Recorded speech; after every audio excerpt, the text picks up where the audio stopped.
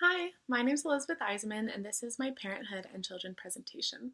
I'm going to be talking about parents and children, even though I don't have a child, and so I'm not a parent, but I do have parents and I am their child, so I have a lot of experience in this field.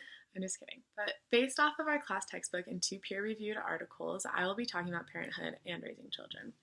The class textbook is Lamanna, Reedman, and Stewart's Marriages, Families, and Relationships. The first research article is Why Parenthood and Why Now? Gay Men's Motivations for Pursuing Parenthood by Goldberg, Downing, and Moyer.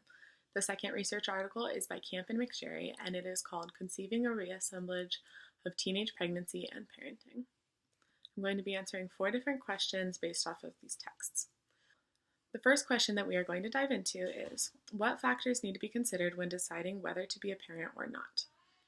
Gay Men's Motivations, the research article, addresses that the simple desire to be a parent is human, not heterosexual. Lots of factors need to be considered when deciding to become a parent, but they are ultimately rooted in the simple desire to become one. The article goes on to address the timing of parenthood. This timing may be shaped by personal, relational, and economic considerations. A lot can affect the timing of parenthood, like career opportunities, financial stability, educational and or career goals, and being with a stable partner and being a stable partner. According to Lamanna and Reedman and Stewart, the biggest point to address when considering parenthood is the financial cost.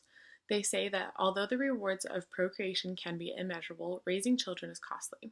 Financially, there is not just the cost of the money spent on children, but the money lost in having them. Some of these include opportunities for wage earning and investments, and opportunities to pursue personal interests that don't include children.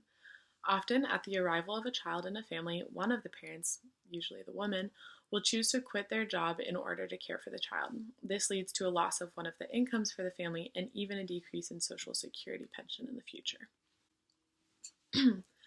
The second question is, how have the trends in parenthood changed, e.g., conception, age at having a child, remaining child-free, etc.?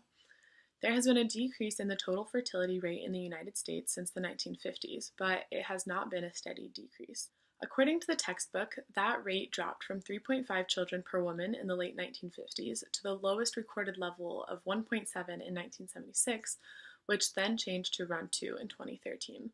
These changes came at the same time as some dramatic economic crises in the United States, like the Great Depression, the 1970s energy crisis, and the Great Recession. Here is a graph from the textbook.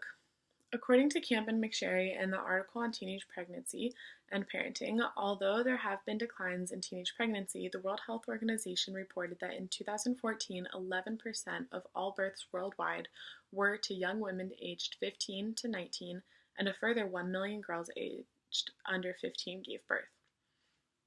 Most of these births are in low-income countries, but something to note is that most of those are by young women that are married and the births are intended, as where in developing countries they're usually not.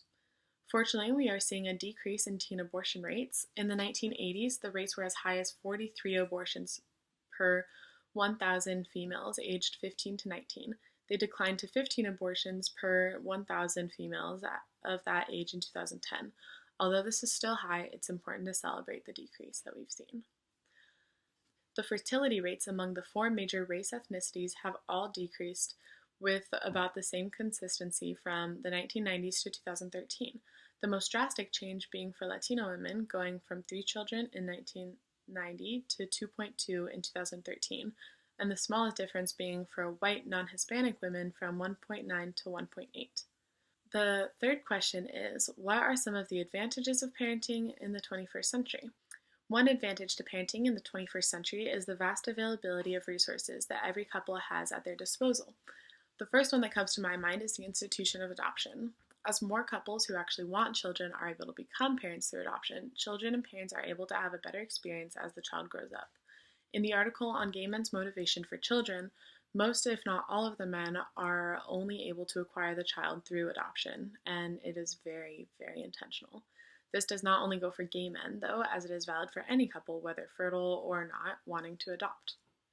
Both the child and the parent will have a better experience if the child is actually wanted, which makes sense. For the experience of the child, being raised now is better than before, as they are actually getting the chance to experience childhood. Before, many families had children and began working them at a young age in the kitchen, on the farm, or in stores, or anywhere else that the family needed them to work. Now, with child working laws, children are able to actually be children and enjoy life without working. From the parenting side, there are quite a few advantages to raising a child in the 21st century. A big one being that parents now have more education and are likely to have had some exposure to formal knowledge about child development and child raising techniques. Children are also exposed to less street crime, probably because parents are becoming more protective, which in itself is not a bad thing. The rise of technology has played a huge role in keeping kids safe as well because the parents are able to keep track of their child and be in continuous contact with them through their cell phones and social media. Thanks to the internet, parents are always able to search for answers when they need to, so technology has really been a big part of this. And the fourth and final question is, what are some of the challenges to parenting in the 21st century? The textbook gives 6 clear societal challenges to parenting in this day and age. First, the parenting role conflicts with the working role. It is difficult to handle the working life along with the parenting life. As we discussed earlier, a lot of parents choose that at least one of them will quit their job in order to raise a child. Second, today's parents raise their children in a society characterized by conflicting values and points of view. Information from the TV, the radio, peers, school, movies, music, and the internet is handed to children and parents without stopping. It can be hard for people to navigate this excessive amount of information. Third, the influence that parents have on their children's health, weight, eating habits, intellectual abilities, behaviors, and self-esteem can be overwhelming to parents. Advice is good, but a lot of times they may feel criticized and then they won't actually work on doing better. Fourth, today's parents are often sandwiched between caring simultaneously for children and elderly parents, which can be difficult to balance because they're having to take care of so many people and have an income at the same time. Fifth, the overall willingness for society to participate in raising a child alongside the parent has diminished. As a declining proportion of Americans are raising children, some communities show less willingness to support publicly funded child-centered facilities and programs for children. 6. Parents today are given full responsibility for successfully raising good children, but their authority is often questioned. Everybody has different parenting styles, and there's not only one best way to do it. And so a lot of parents, when they do something a little bit differently than another, will feel really judged or attacked when somebody else addresses it. And so that makes it really difficult.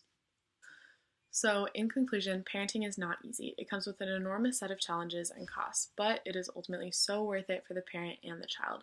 Parenthood and raising children can be beautiful, heartwarming, and can help all parties become better people if done well and with good intentions.